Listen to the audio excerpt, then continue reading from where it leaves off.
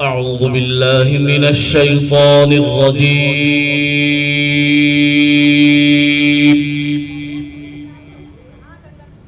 بسم الله الرحمن الرحيم.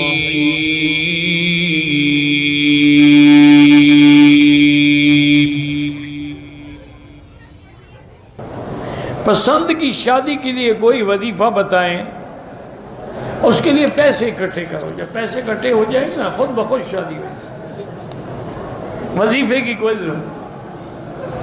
ہمارا ایک دوست تھا، ہم اس کو مذاق میں شربت علی کہتے تھے. نام تو اس کا محمد علی تھا، اللہ اس کی مغفرت فرمائے. بڑا اچھا دوست تھا.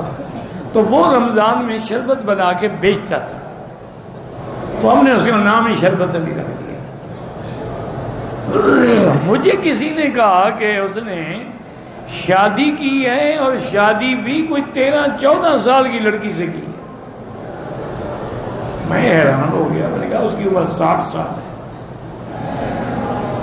13-14 سال کی لڑکی سے شادی کیا مطلب؟ یعنی وہ لڑکی والے پاگل ہو گئے تھے یا یہ پاگل ہو گیا؟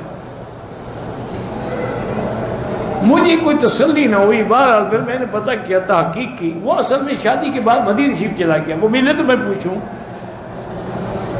تو اس کے ایک دوست نے بتایا کہ جی اس کا جو گھر تھا نا جبل ابی قبیس کے آپ کے گھر کے راستے میں، وہ بادشاہ نے محل بنانا تھا. تو وہ جگہ جتنی جس کی بھی تھی، اس نے کہا جو قیمت مانگتے ہیں ان کو دے دو تاکہ یہ راضی ہو کر مکان خالی کرے. تو اس کو پتہ نہیں 30 یا 40 لاکھ ریال مل گئے. وہ اس نے 3 لاکھ میں خریدا تھا. اس نے یہ کیا کہ بھی ایک تو بہترین ولا اولاد کو لے کے دے دیا، سب کو ایک ایک شگا لے کے دیا. بڑا ولا تھا، میں نے بھی دیکھا تھا. ایک مکان اس نے مدینہ شریف میں لے لیا فوری طور پہ، اور ایک آدمی کو 2 لاکھ ریال لے کے اس کی 13-14 سال کی لڑکی سے شادی کر لی. پیسے آ گئے، شادی ہو گئی. تو میرے بھائی وظیفے شریفے نہ پوچھو، پیسے اکٹھے کرو. جب پیسے ہو جائیں گے نا شادی کے لیے لوگ خود آئیں گے. بھوکے ننگے کے بعد لاکھ وظیفہ پڑھو، کیا اثر کرے گا؟ کوئی فائدہ نہیں ہوتا.